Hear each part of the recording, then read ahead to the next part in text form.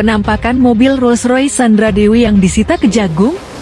Terkait dengan aliran dan sebagainya kami tidak bisa menjawab di sini, dan kami himbau untuk tidak berasumsi nanti menjadi fitnah. Ya, semua kami dasarkan pada fakta dan yang ditemukan berdasarkan alat bukti.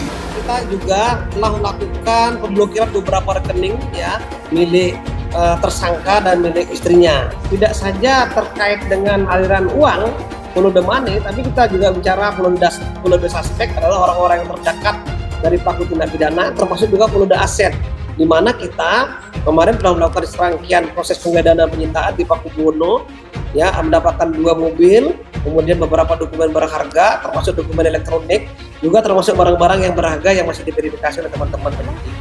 Tindak pidana pencucian uang itu adalah suatu strategi kan.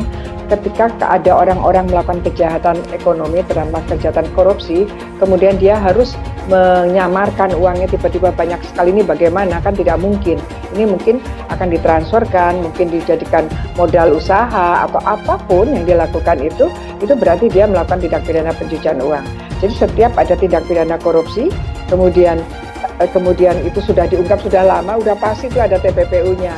Ya Pak Ketut ya, kalau nggak ada ya berarti Pak Ketutnya yang nggak bisa mencari. Kejaksaan Agung Kejagung telah menyita mobil mewah milik Sandra Dewi berupa Rolls-Royce tipe Ghost Extended Wheelbase keluaran tahun 2013.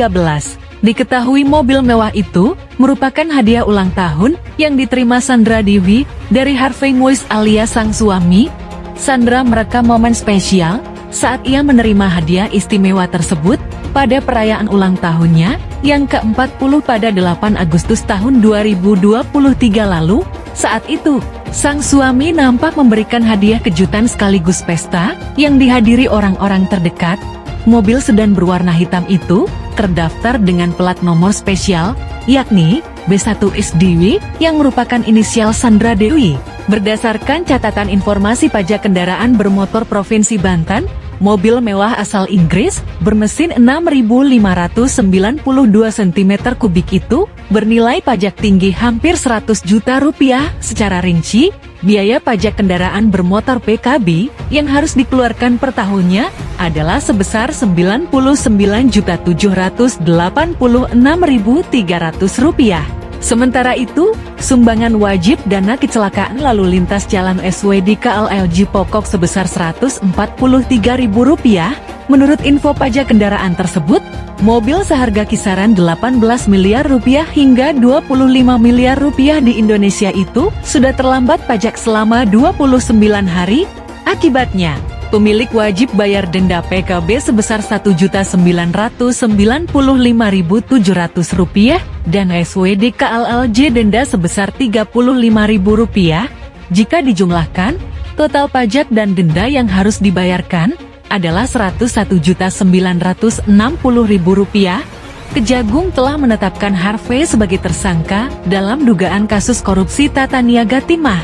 Sejauh ini, ada 16 tersangka dalam kasus dugaan korupsi yang diperkirakan merugikan negara hingga Rp271 triliun tersebut. Kejagung menduga bahwa pada tahun 2018 sampai tahun 2019, Harvey selaku perwakilan PT Refinet Bangkatin RBT menghubungi Direktur Utama PT Timah saat itu, Mocetar Riza Pahlavi Tabrani.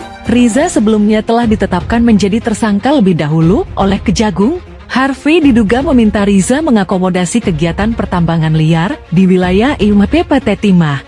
Setelah beberapa kali pertemuan, disepakati kerja sewa menyewa peralatan processing peleburan timah di wilayah IWP PT Timah Tbk, di mana tersangka hal mengkondisikan agar smelter PT SIP, CVVEP, PT SBS, dan PT TIN mengikuti kegiatan tersebut, kata Direktur Penyidikan Jampitsus Kejagung, Kuntadi mengatakan, Harvey diduga memerintahkan para pemilik smelter menyisihkan sebagian keuntungan dari usahanya.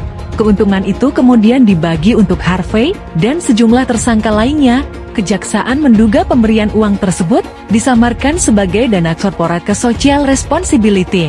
Dana tersebut disalurkan kepada Harvey melalui perusahaan PT Kiis yang difasilitasi oleh tersangka lainnya, yakni Helena Lim. Sandra Dewi untuk pertama kalinya muncul di publik setelah sang suami, Harvey Moise, ditahan Kejaksaan Agung Kejagung dalam dugaan kasus korupsi.